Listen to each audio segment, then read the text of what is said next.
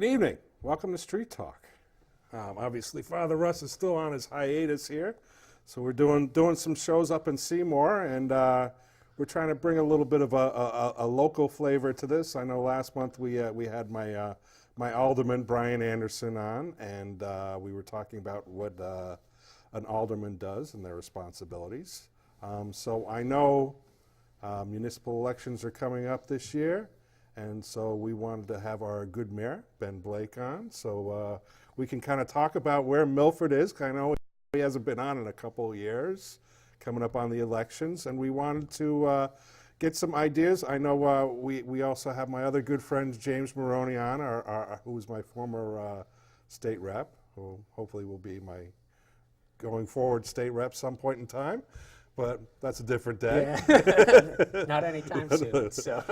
Ben, it's always good to have you on. James, I figured we could give some Milford updates to some of the projects that I know that we are getting pretty close. That we've actually broken ground on one of them. I guess the first one is over at Founders Walk. So I'll let James describe it, because I know he's the one who's kind of hopefully in charge of the planning and execution here. Thanks, Dominic. Yeah, Founders Walk, we're very excited. It's it's turning into a great project in that we're working on what was an abandoned road alongside of the Fowler building and right alongside of the harbor. And you're right, we've broken ground.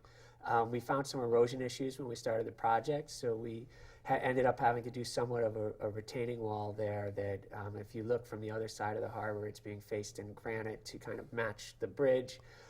Chris Saley and the Public Works have started the project, but we have a committee that's been working on it, and Chris and actually then Ito Construction, they're doing a fantastic job so far.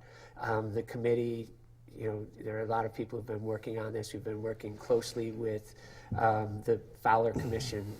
We have people from the veterans who are on the committee.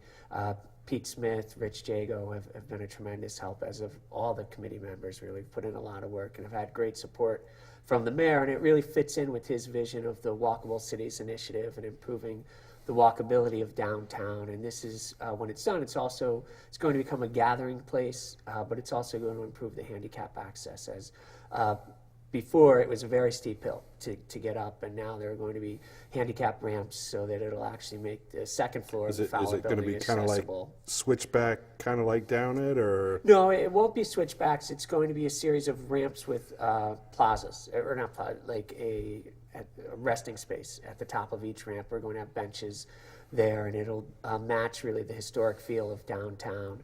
We're going to have a lawn over towards the harbor, which actually improves the environmental friendliness of the area. Before, we had an impermeable surface there with the road, but you really don't want that, especially since the harbor is such an important part of Milford, and the oyster industry is important. You don't want runoff going into the harbor, which can impact other things. So the grass then acts as a natural filtering mechanism. We're going to have a plaza at the bottom and a plaza at the top. At the bottom, the Devon Rotary has donated an electronic signboard, so we're going to have that there, which will list upcoming events in downtown to help people find where to go and new things that are happening in downtown. And also, we're talking with the MTAC and possibly seeing if we can put a repeater they provide the free wireless for downtown, and this could become a new access point to improve the wireless down by the harbor, the free wireless that's provided. So it's really, and we're also in talks. The mayor and I meet later today with the Garden Club, and they're going to be putting a memorial up at the top, the Blue Star Memorial, which that will be dedicated Memorial Day, and we're hoping really to have this whole project done by the 4th, but we're hoping, if we were on pace with the nice winter, to get it done possibly by Memorial Day. We've had some snow, which has now slowed the construction for a bit, but definitely by the time the heavy use comes in the summer, that this will be, I think, a valuable addition to downtown, and hopefully a keystone project, in that it'll encourage other projects. And one of the things, we were able to get a grant working with Carolyn Auger, and I applied to the National Realtors Association for a smart growth grant, and we were able to get money to come up with a master plan Fowler Field, to really try to look at how improving the parking back there and other ways to use that. We're keeping everything, we're not getting rid of anything down there, but the plan that they came up with, it improves the use of there, and it improves the safety of the parking lots, and also it moves the road from along the harbor. Again, this is a plan, so it's not definitely going to happen. We need money for it. We need to get more input on it, but it looks at expanding the walkway all along the harbor and putting in more lawn space there so there's gathering, and improving the parking for the ball fields and for the library so that you no longer have an active road going through there, and making a safer passage for people who walk across the footbridge, and kind of utilizing the Rotary Pavilion down there as the center of all the spaces. So I guess this all kinds of, I'm like, James doesn't take a breath in between. Starting to think then he can't ask me a question. He's doing that Fernando Venezuela, like read through his eyes like thing. I like to say this obviously, there's a lot of people that come together with this, but, I think it starts with a vision. Yeah. And, you hit the nail on the head, because James has done really a fantastic job as the chair of that building committee, and the whole committee have done a really great work making sure that the entire community is engaged. He's brought in clubs like the Garden Club and the Fowler folks and the veterans and a lot of the service organizations in Milford to really make sure that everybody gets to touch this project to shape Milford, because it's really at the hub of Milford. It's where the Whippoorwill River and the harbor and the downtown, and they all come together. And it's a key project for our downtown. It really is going to beautify that whole area and make it more pedestrian safe and a usable space for things like, concerts and performances and other events where people can mill about and see that historical memorial bridge that is really part of Milford's identity. So we're excited about that project. We're excited about a lot of other cool things happening downtown. Right around the corner from this project, we have the River Street project, which is coming up in a couple of months from now. Also before Memorial Day, we should have the market analysis done, and we have another grant in order to accomplish that. And then we're going to hopefully beautify that whole area. We've added already about 250, 300 parking spaces to the downtown area just with the purchase of that property, that 2.2 acres that we purchased about a year and a half ago. And the vision for that is to have really a downtown landmark, something that is going to fit into the New England character of our classic downtown, but also really act as an anchor to draw people into the downtown so they can park in that new area and then walk to the other shops and restaurants in our quaint little New England center. Well, I know we attract a lot of other people from outside of Milford. Obviously, all the parades and everything else. Obviously, we have the longest or one of the longest green, or it is the longest green. Second longest in New England.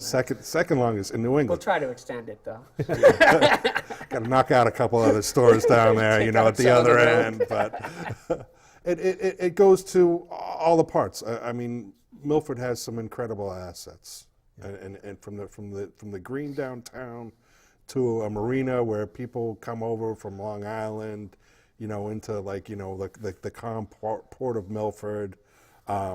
It's just some incredible things. But you bring up the whole how we all can work together, and sometimes that doesn't always work out with the state. I know right at the moment we continue to have our issues going forward with Silver Sands. I know we're trying to get them to come to the table and more than just have a little forum. Maybe hopefully we have some legislation that might be able to, I guess, put the same kind of blueprint together, but for our community, because I know this is a huge issue for people who are down and go adjacent to Silver Sands with the parking, with everything else. And I know we're trying to work with the state, but sometimes you have to have two willing partners in order to be able to do that sometimes. I guess I'll do the batching on this side of things, so Ben could be nice and genteel over here about this whole circumstances. But obviously, these are important things. Yeah, absolutely. And you started off the question with our downtown and how we don't have the largest green in New England. We have the second largest green, but we do have the tallest flagpole in the state of Connecticut. That was the other one. That's it. Donated by the Devon Rotary. Donated by the Devon Rotary, one of our great municipal partners. But we have a lot going on in the downtown area. And then the second part of your question moved southwest along our coast and to Silver Sands State Park, which again is a tremendous resource not only for Milford but for really everybody in the state. Milford, we're blessed because we have the longest coastline in Connecticut. We have always enjoyed our beaches. Our beaches have always been free to Milford residents. The concern is, or one of the concerns, is that once they start this multi-million-dollar project, the state of Connecticut, they are going to build these big guardhouses and charge up to $22, $23 a carload for people coming into the park. And our concern, my concern as mayor, is that folks are going to be less likely to park at the state parking lot and instead go to the west, the north, and the east of Silver Sands to those residential neighborhoods that are very congested, that are very dense. I mean, East Broadway alone is about 35 acres in size, and it has over 400 properties in that 35-acre space. It's one of the most densely populated areas in all of Milford. There is very little off-street parking. Some properties have no off-street parking because it was built at a time where there wasn't really any cars. It was built at a time where people used those little bungalows as beach cottages in the summer only, and they didn't necessarily need cars or have cars. So now that it is a community where people live, for the most part, there all year round, 4 seasons, it's an issue, especially in the summer when people utilize the beaches a lot more frequently, and that whole area in the summer is jammed up with cars because it's an active area, it's a great area, but it's also one of those very sensitive areas. Both Storm Irene and Storm Sandy really did wallop that area of our coastline, and it's an area that they've suffered in the past. And my concern is that if the state comes in with a plan to charge people to park, that area is going to suffer again, and we want to try to avoid that. We want to push back, and we have been pushing back. As you mentioned, our state delegation put through legislation that will hopefully give local municipalities, in our case, our local legislative body, the Board of Aldermen, the ability to approve or deny that project. The other issue is that the state is facing a $1.5 billion deficit just this year, and next year even more. Why are we spending millions and millions of dollars on a new project that a lot of people are against at a time where the state is threatening to take away money from municipalities, take away money from our police departments and our fire departments and our schools, and some of those resources that are critical to our well-being locally? And that's what we're pushing back against. We're pushing back against something that really does work. People really appreciate the simplicity of Silver Sands State Park.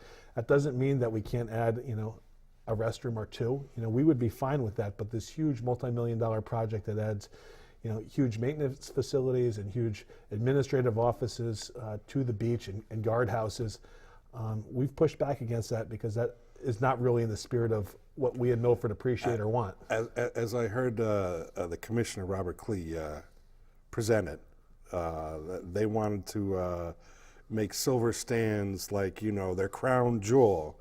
And I know I testified up there. I mean, it's the natural beauty, which is the true attraction to Silver Sands, aside from, all the parking situations, which they could probably remedy down in there themselves. But it's also, it's not just Milford, because I know as a Milford resident, I can go down to Walnut Beach, I pay my taxes, I got my little tag, I can go down to Walnut Beach and use Walnut Beach and walk along the boardwalk. But it's also, I've gone a lot to a lot of other people's constituent meetings, and they've asked that this remain the way it is. So it's not just Milford, worrying about Milford. We have a lot to be concerned about within that, but it's also everybody else that enjoys this throughout the state, and we should, really afford people those opportunities. And so I try to look at it as, it's more than just one community and a fight against the system that seems to want to roll itself down the hill against us. It's all the communities around, and I mean, it's almost the same way that I look at what Bridgeport has done. Bridgeport has opened up. I don't know if they'll do it for next year, but for every resident to be able to take a boat ride across to the big peninsula of sand that they have, and it's a similar situation. I mean, that's an opportunity that people wouldn't have availed to them, and they didn't for a long time in Bridgeport. But this is an important resource that we have, and I think lending it out to all the communities that are around us is our way of sharing the beauty of Milford. So I think it's important. I always say that after our people, our best resource, our greatest resource is our shoreline. We have 17 and a half miles of sandy shore, and it's something that we protect. It's something that we make sure that we continue to nourish. We've put a lot of money into right now, especially the resiliency of our shoreline and making sure that our beaches are going to be there for the next 100 years. I grew up a beach kid. I grew up swimming in Long Island Sound and playing on the beach. I know James did as well. And we will always do whatever we can to make sure that our beaches are well maintained. And the issue right now, though, is the state wants to bring more people in, which we encourage. But the issue is that some of the secondary effects that are going to come along with this project are scary and troublesome, and perhaps a public safety issue for a lot of our surrounding neighborhoods. And not to mention the fact that this is a $10 million price tag. At least. And I guess when the governor, and I don't foresee this coming out truly like in the way that he presented it, but I know in the budget that he presented, he pulled all of our education funding. Yeah, our ECS grant, which is our education cost sharing grant, was cut down to zero. We got approximately $11 million from that particular grant. The other issue that we have is that all municipalities, not just Milford, are going to be asked to pay a portion of the teacher retirement pension. In Milford, that means $5.5–6 million a year. Those are huge numbers, huge liabilities that the city of Milford may incur if this proposal is adopted. We're all hoping it is not. But it's something that, like anything, like storms, like blizzards, we always have to plan for the worst and hope for the best. The budget that I proposed locally, that we proposed even before the governor came out with his state budget, called for really a flat budget, or even a slight decrease in the amount of taxes we're going to pay locally. And we're still working towards that. Our Board of Aldermen now has the budget. The Board of Finance did their due diligence, asked the department heads lots and lots of questions, and really dug into the details of the budget, and they passed along their recommendations to our Board of Aldermen, our legislative body, which they are now going to go through a very similar process. They are going to be meeting with our department heads, meeting with our school folks, meeting with people to really dig into the details of each department budget so that we can fine tune and adopt ultimately a budget that works for Milford. In Milford, we have fantastic services, but at the same time, we have to make sure that we're getting our money's worth for those services and making sure that we balance our ability to pay for those services with those great services that we got. And I think when I look at the bigger picture of this, obviously this is a process that's in place. Much like the state has their own process, we have our process in Milford. Unfortunately, we're going to have to look at what the end process is when we know more about what the state's money that they're going to be looking for, how they're going to do things. I still get a little frustrated at the state level because I think a lot of this was sort of cost shifted onto the towns in the original plan. I think there's enough, I'm hoping there's enough other communities out there that feel similarly. Yeah. That, and in some ways, I look at it too, we're being punished for being good stewards of our money. We got a AAA bond rating, we're not raising taxes.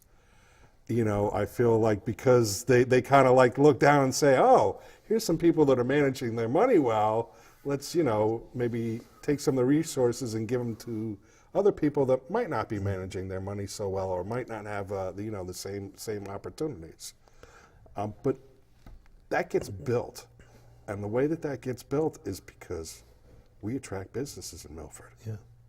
No, you hit the nail on the head. We are pushing back against this state proposal because it really does create winners and losers. I think there's 28 municipalities that do better under this proposal, and then there's 141 municipalities that Yes. do bad. And in the Milford's case, we do not make out well. We lose millions of dollars, and we're hoping by the end of the state legislative process that it's going to change dramatically, and we're fighting, we're pushing back. We are advocating up in Hartford several times, trips back and forth a week to make sure that Hartford and our legislators and our governor and everybody involved with the state process for the budget knows how much of a body blow this would be to Milford. The consequences would really be untenable. We would, one, lose services that the people of Milford really do deserve, and also it would be a huge shift of the tax burden from the state to local municipalities like Milford, and that's just not fair. People do not appreciate shifting one burden to another. That's really less progressive. So we're pushing back hard against that. And you also mentioned the fact that it did punish some people and reward others. Those municipalities like Milford that have done the right thing, have made the sacrifices, have made the investments that may not have been sexy, we have been punished. I mean, over the last 10 years, we have done things like invested $150 million in our sewage treatment system. That's not one of those things that you really want to invest in because people aren't throwing up their arms and enjoy, but it's one of those necessary things that you do to grow your infrastructure so that companies come in and companies invest. And over the last 3 years, we've had a 26% increase in new businesses coming into town. We're really going through a financial economic renaissance right now. We've had hundreds of new businesses come in each year, and our grand list has swelled because of these new businesses coming in. Our tax base has grown a lot, and that's good for our local economy because when our tax base grows, that means our taxes go down, and we really have benefited that and from that. And you can see in the fact that last year we had over $100 million in new construction going through our permitting department. Right now we have a 96% occupancy rate for commercial and industrial properties. So we really have done a lot to grow Milford. And as you mentioned, we join an elite group of municipalities in the state of Connecticut and around the country as a AAA, with our AAA bond rating. And that helps us not just with being able to borrow money at a lower rate in the bond markets, but also it really helps our local prestige and brings more people in. And we have done a lot of this because we've planned ahead. We've managed our finances in a prudent fashion, and it does seem, at least with the state proposal, that we're being punished. And towns that have kind of frittered away their money on things like huge multi-million-dollar ballparks are being rewarded because they've done the cheap, easy fix, the things that are a lot of flash but not a lot of substance. And Milford's done the opposite. We've made hard decisions. We have not done things that give us the quick fix, but we've had our vision on kind of the long-term results. And at this point, we are pushing back hard to make sure that those difficult things that we've done for many, many years now come to fruition. I don't think you're giving yourself enough credit, Ben, here. I don't think that taxes naturally go down when the tax base goes up. I think that it's a result of keeping your eye on the bottom line and increasing efficiencies. And our municipal workers really do a tremendous job. Yeah. We're having our public works is doing, they've done a great job. Well, one we've mentioned with Founders Walk, but with a lot of projects throughout the city and redoing the streets, the sidewalks, the walkable city, I think, and attracting the new businesses. That's also, I mean, you have to give yourself a little bit of credit on this. I know the city is doing some new programs for businesses, but when I applied for the state grant to build Founders Walk, to get the money from the state's portion of building Founders Walk, I cited a study that showed that investments in downtowns yield the most in property taxes per acre, right, for a city. And so you've made tremendous investments in downtown with the River Street and, again, with the Founders Walk, and looking at both of those are gateways into downtown and really utilizing our natural assets that you've both mentioned and that really are unparalleled, in that you have a harbor coming right to your downtown with the train station, right? And there are not many towns that have that as a natural asset. But how many businesses exactly, I know you've mentioned the number before, but isn't it, how many new businesses have opened in the last 2 years in Milford? Was it around 400? Yeah, approximately 400 each year, which is a lot. I mean, it's outpacing really anywhere else in the state of Connecticut, and obviously that's a good thing. You did mention, though, the downtown again, and I hate to focus on the downtown. Right. So, but we really are trying to streamline our operations and do things more efficiently, not just for the downtown, but for all sections of the city. I mean, we are implementing our Walkable City initiative in all areas of Milford. We have projects going on really in all corners of this great city. From up on Orange Avenue, we have the new fields going in at the YMCA, next to the YMCA property, and we have new tennis courts going in at Fowler and Eisenhower, and Five Corners over by Anderson Avenue. But literally, if you look at a neighborhood in the city of Milford, there's some new project or some new sidewalk initiative or street paving project that we've been able to accomplish over the last couple of years, or is on the docket for the next couple. Last year, we paved more miles of street than ever before. About 15 miles of street were paved last year, and we're targeting this year to have another big paving cycle, so that people whose street had not been repaved in 25, 30 years, they're finally going to be able to sail smoothly down the road. And as I like to say, you know what, you're talking about doing the things that aren't sexy. I know your predecessor sometimes right before an election would go and do the green light downtown. You're talking about people who have needs on their streets, or making things walkable. I know I have disabled people that I work with that have wheelchairs. Having that access, not just for them, is also a safety issue. And making sure that those sidewalks are taken care of is a safety issue, so that we don't have people walking in the streets or doing other things along those lines. I mean, those are important big picture things. Absolutely, and again, it's a long process. We have 1,200 city streets in Milford.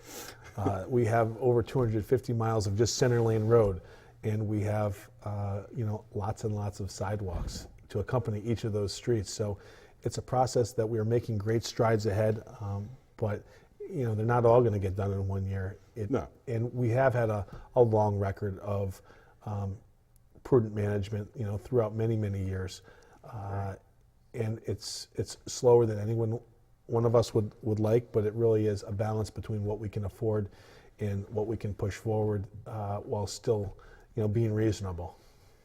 Well, and I think you guys take advantage of some cost sharing things. I know we have like the Hot Patch Factory, which we share with other communities to make.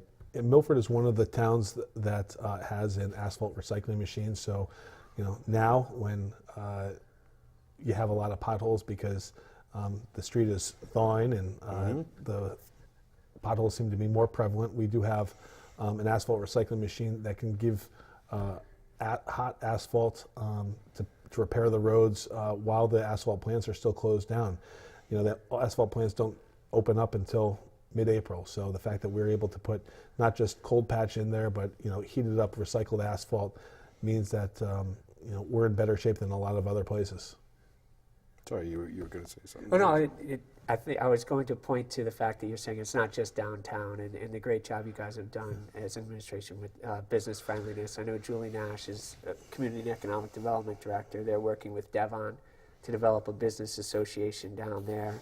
Walnut Beach, you've seen a great renaissance down there. I know that Susan Patrick and Tina Pritchard and a number of people, but they've done it. There are great things happening down there. So you're right, it's not just in downtown, it's really throughout the city, and they are doing a lot for the business friendliness. But a lot of the things about Milford with the businesses is they do things that make it fun for everyone, right? When you look at the events that are run in downtown and in Walnut Beach that are really free for families and encouraging families to get outside and enjoy. I started off by saying that our second best resource was our coastline. Our first best resource in Milford is our people. We have such an engaged community. Every single weekend, every single day, really 365 days a year, there's some event, some activity, some fundraiser, some benefit, some very cool experience going on in the city of Milford. And it's not because of the government. We encourage it and foster it and allow the citizens of Milford and the great organizations and groups and nonprofits that really make up the heart of Milford to run these projects and to engage the community. And that's why Milford is Milford, because of all the very neat things and cool groups that push forward with great ideas and make Milford a great place to live and to play. Well, it's a community. It's but a community helps. Government helps to bring a community together, and then community adds to everything that surrounds that we're all kind of going towards. And I think that's part of what you look at when you say you have a vision of how to get people to come together and interact. And I think the more that people see that, the more that they want to become involved. I mean, I know for myself, obviously, I became a member of our Democratic Town Committee, and we're heavy members with the Democratic 5th District, which James should probably come to some of our meetings every once in a while, but that's okay, I'll bust his chops after the fact.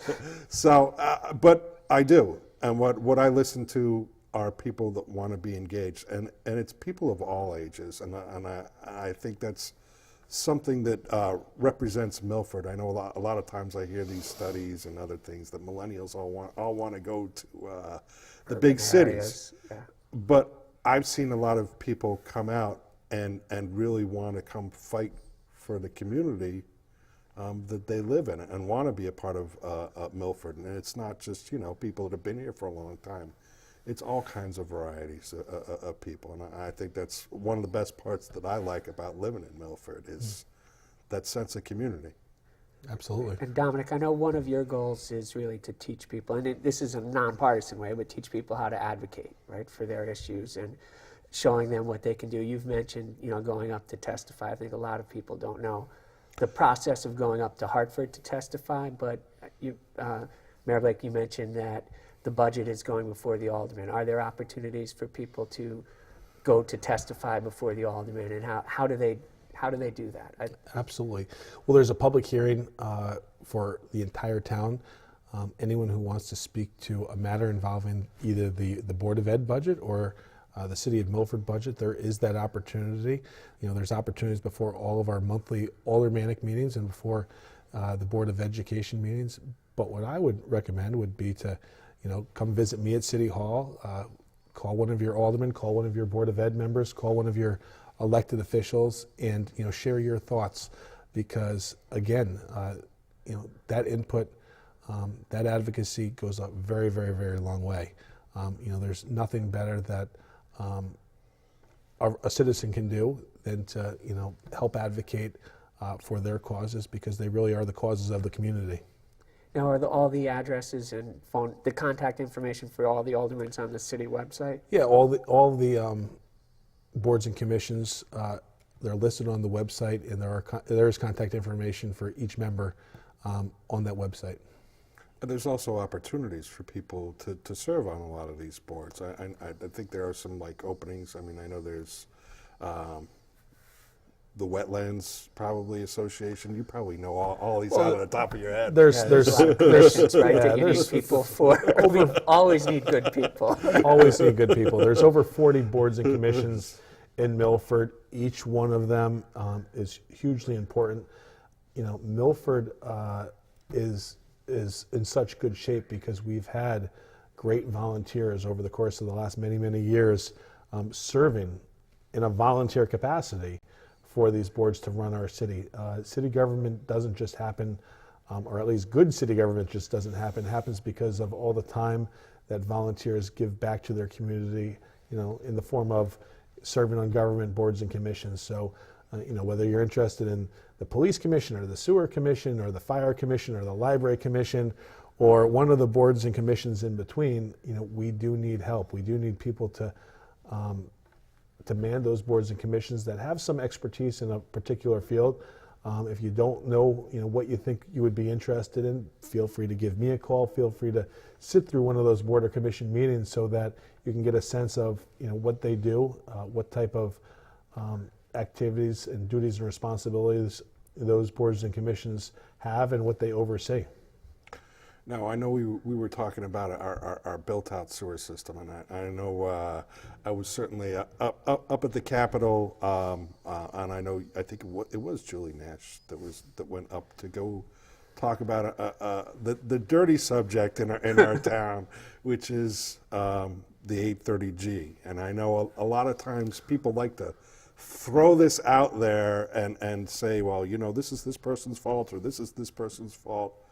The Affordable Housing Act, and one of the things that really leaves us a little bit on the vulnerable side is we have a good sewer system in place. And because of that, people, contractors try to usurp the process of developing affordable housing in residential neighborhoods, where if it's done right, is actually doesn't look bad and it's appropriate. But when it's not, it doesn't go in with the character of the neighborhood, and it takes away from our citizens, and it takes away from really the heart of Milford. I look at Milford is a working city, and it's got working neighborhoods. And when I look at some of the projects that have been like thrown up for affordable housing, I can see how people get distressed and have such big issues over this, especially when you look at the property that supposedly is affordable housing outside of Silver Sands, and the density that they packed into a small area. Now, I know we fight a lot of these things, and some of it has to change through legislation. I do believe that there's a bill up there that will help us in the long run. I think, I know Milford, we made a case, as with so many other cities that are in a similar predicament, that we actually have a lot of affordable housing. It's just the unfortunate part about it is it's not deed restricted, so to speak. So there was a lot of projects that got built probably in the 60s and the 70s. So I know one of the things that they put forward in the current, in the next bill that we hope comes through is that they'll be able to include Ryder Park, so mobile homes, which will hopefully put us over the top. But I know that there are some projects that are going on now that people are kind of taking advantage of that while the legislative process is kind of working out. I guess where do we kind of stand with some of those processes? Well, to go back to the start of your question, you talked about Milford's sewer system. We do have a good sewer system. We have two sewage treatment plants, one that processes up to 14 million gallons of flow a day and another 11 million gallons of flow. We have 225 miles of sewers. We have 47 pump stations, so we've invested a lot of money. And when it comes time to bring in new businesses, that's something that we use to sell Milford on. But it's also something that developers look at for any municipality. You know, can their infrastructure support new developments? And to the affordable housing law, 830G, Milford has been targeted by developers for a variety of reasons. One is because of our good sewer system. but also because it's a great place to live and a longer coastline than anywhere else in the state. We have been pushing back very, very hard because while the underlying legislation was something that was reasonable, I guess, at this point it has been hijacked by developers. It is something that does not work for a community that wants to be in control of its own destiny and plan and have zoning regulations and be able to prudently plan for the community's future. It's taken that ability away from us, and we've pushed back. Our state delegation has done a very good job. The entire delegation with Gail Schlossberg, who's the chair this year of the Housing Committee, putting forth some adjustments to that law to improve upon it, because you're right. That law was adopted at a time where communities like Milford that are 378 years old, most of our footprint, most of our housing stock was developed way before that. And so all those properties that had been developed did not get counted towards the deed restriction, because Milford is a blue collar working class community where 33% of our residents are low to moderate income. We have a lot of needs, a lot of challenges locally, and we have a lot of housing stock that accommodates people of all demographics. We just aren't getting counted appropriately for the type of housing we have, because the law came into place really after most of Milford was developed, and now developers are using it in a way that was never intended, and we are trying to have that state law changed because it's affecting us in very big ways in our neighborhoods and our ability to plan. Our zoning regulations, are really out the window. It takes those out of play. Our plan of conservation and development that we spend a lot of time on every 10 years, making sure that we have a path forward for our community. Again, it's bypassing that and not allowing us to develop our community, Milford, the way that we want. It's important, but I know that there are other parts that go into the, what we count for affordable housing, and I know that we do a lot on the other end. I know all the Section 8 rental goes into how they figure all this stuff out. I know CHAFA financing, how that gets figured into it, and I know I don't know who was the person who came up and. Was that Julie Nash that came up and testified? There were a lot of Milford residents. I mean, there were a lot of people. No, the one from Milford government. I forgot what her name. There were several people from the city. I provided testimony, but there were a lot of people there from the city of Milford, both from our local municipal government and from residents who have been affected in some way, shape, or form, by the ill effects of this law and how this law has been. Really hijacked by developers, really only to make a profit and not to complete the underlying need of this law. And that's what we're trying to adjust. That's why we're trying to advocate so strenuously to revise this portion of this law. And we're hoping that goes through. I know, I think it got voted out of committee. I'd have to go back and check into it at some point, but I know also our Devon rep, Kim Rose, is also vice chair on there, and I know this has been one of her top issues, and I know she brought in Larry Butler, who is representative from Waterbury, just to have him come through and look at the specifics of our town, because we are unique in a lot of ways. And I think sometimes when you're advocating for your city, people don't realize, they think, okay, they're just trying to cut people off, and it's like, no, that's not the case whatsoever. You have to look at individual circumstances. I know I've certainly gone up and I've challenged certain legislators about that whole issue and had one-on-ones discussions with them, because you have to take each city on a city-by-city basis for it. I know overall laws are meant to sometimes affect certain things, but there's 169 towns in our state and cities, and each one has different needs. Absolutely. you have anything you wanted to add in here? Or? No, I think that one of the things, if you wanted to, I know you have a great understanding and probably a better understanding of this statute than a lot of people do. So I think there are a lot of misunderstandings about what it does and doesn't do. So if you wanted to just talk a little, and you alluded to some of the point system, the way it works. It's basically they look at it as 10% of your housing stock in a city should be labeled as affordable, and that's not just developments. It's also Section 8 housing. It's also people who finance with CHAFA, which is a low-cost financing. So I think in the bigger picture of what we can do as citizens to help this, and certainly landlords, who are open to having somebody with a Section 8 voucher are important. I know I work with people who have disabilities. They're able to continue to live in Milford the way they have for their entire lives because of Section 8 housing, and we're very fortunate in that.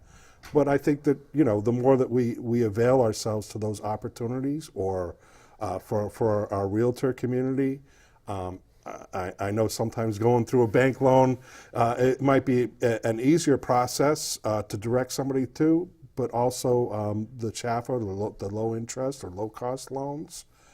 Those all get counted like in a point system. Some of your larger housing developments, essentially that they have to be deed restricted in one form or another. And what a deed restriction basically says is that you have to set aside this property to be rented by people who would be making 80% of what the local income is. So it's unfortunately we have a lot of housing stock, and to be able to meet that 10% number, we have to have a lot of affordable housing. And when I take a look around Milford, and obviously I drive through Devon all the time, you see the beach apartments, whereas they are low cost housing. Unfortunately, they were built at a time that they weren't deed restricted. And so they look at everything that's low cost moving forward from when the law was put in, I believe in the 1990s, 1995 or so. So it was everything moving forward instead of everything that you had like in the past. And they have different point systems for different things. So like the design of it was supposed to be for working families. And I know like we have like a lot of senior developments. Right. And if you have like mixed use, like there's some families in the senior centers, they didn't get counted at the same point value as if you had it just all family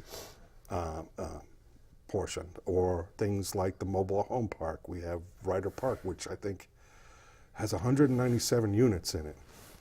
And that's one of the big changes within this is they're looking to be able to count those units because of the association, because it's considered low cost when they went through and financed it. And it's really complicated, and I know, I guess it maybe it's something that I took the time to go read the legislation. I took the time to understand it. I took the time to go and talk to people, because I felt this was a big issue for Milford that a lot of people just didn't understand, and they throw it on people. I know in many of the different races, this came up, that this person blocked like this bill, or I'm going to be the person that gets like the 830G like fixed. It's the same situation. And I think it really falls on all of us to take the fight to Hartford, Yeah. to advocate to the legislators in Hartford. Our delegation is doing a really good job trying to convince our colleagues, but it's going to take, this entire community, everybody that has a passion, not just for, the 830G issue, but all of the issues that seem to be coming from Hartford, to push back, to go up to Hartford, to, testify, to write letters to the governor's office, to the legislator's office, to the chairs of various committees that have influence with budgets and other important things that really are striking at the heart of Milford, and do whatever you can to have your voice heard.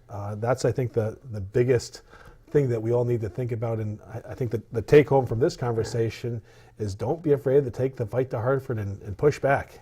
No, yeah, you have to. I think the other big take home should be that your voice counts. A lot of people, I think the frustration we've seen in previous elections is that people are upset because they feel that their voice doesn't count. And there are ways to use, and Dominic, you've done a great job of using your voice effectively and magnifying your voice, well, one, through this show, but then going up to Hartford, bringing other people up to Hartford. So, I would encourage people to go to the CGA website, cga.ct.gov, find out who your representative is, and writing your own representative really has the biggest impact. And then if there are issues of importance to you, going to the committees of cognizance for those issues. So the legislature has a number of different committees. And so finding those committees, what bills there are of interest, and you don't have to go up to Hartford to testify. You can submit written testimony. You can submit written testimony, but I can tell you that people take you very, very seriously when you actually go up and you're a citizen and you're just speaking up there. You're not a public, you're not like an interested party, so to speak. So you're not a lobbyist. And you say to them, and they want to hear. They want to hear from the people that are the average like citizens. I know I often I probably have a sleep disorder of some sort. So I put on like the government access like TV, and I listen to what people are testifying on. It helps me to have a better understanding of what's going on in our state. But I see the difference when somebody who comes up from an industry gets treated versus somebody who's going up and they're speaking out about something individually as a citizen. And they take your voice very seriously up there when you come up as a citizen. As we do, I think, with all the times I know I've spoken out about several things in Milford. I think, when I look at our mayor and our aldermen, you guys listen to what we have to say about Absolutely, certain things, and it has an effect. I think the more that we get out there and we do those things, the better off and the better stewards of our city government, or of our state government, or even of our national government. I think you're right. Your voice counts, and it's more than just the one that you put in the voting booth. It's if you tell people why you voted in a certain way or what you see the world as, then you're going to have a better chance of affecting it. And I know. For myself, I was very proud of having James up there as my state rep. I know he listened to what I had to say, and he brought my concerns, and he was always there. And I know, Ben, you've always been there for us, and especially my family anytime I've had an issue. And I can't tell you what that means to my feeling of community spirit and how important that is to me. So I know you're going to be running. So are you actually announcing? Or is it's a foregone conclusion here that you're I love Milford, and I love the job of mayor. It's something different every hour of every day. Some days I get to be with you and appear on the show. It's always a neat treat. But from doing budgets to dealing with personnel to dealing with beaches and ball fields and plowing the streets and paving the roads and picking up garbage. Those are the things that you can really wrap your arms around. Those are the do at the things local that affect level. people every day. Yeah, absolutely. They notice is if their streets are plowed, if their garbage is picked up, and they do a good job of that. we didn't even hit on the one-armed bandits that are coming through town every once in a while now. I think that we're still in the learning process right now. I think that people appreciate the fact that they are neat and clean, and from a government perspective, from a local budgeting perspective, they're a lot more efficient. They cost less. That's something that we're always striving to do, no matter whether we're talking about garbage or any kind of city operations. We're looking to do things more efficiently, more effectively than we ever have before, because dollars are tight, and we always want to make sure that we're getting a good value for whatever we do. And it's again not a topic that we like to talk about. We're not supposed to talk about trash, but we are. But We're limiting our trash talk at this. it is a system Saving that it for the seems, basketball courts. it's a system that seems to be working out pretty well. It's neater, cleaner, more tidy, and from an operational standpoint, it's safer for our city employees. So I'll do my end public service message. So for everybody that's putting their recycling bins out today with their garbage cans, you got to remember you got to leave 3 feet at least in between the two. 4 So feet. 4 feet. So the one-armed bandit can come through and pull up your garbage without any problems, and we can still get your recycling. I know we filled this hour in really quickly. I know Ben's always like, how am I going to talk for 55 minutes? I'm like, it's easy. There's so much to say about Milford. So I want to thank you, Mayor, you. for coming in here, and James, Thanks, and all Dominic. that you guys do, and we can run the street. Nice.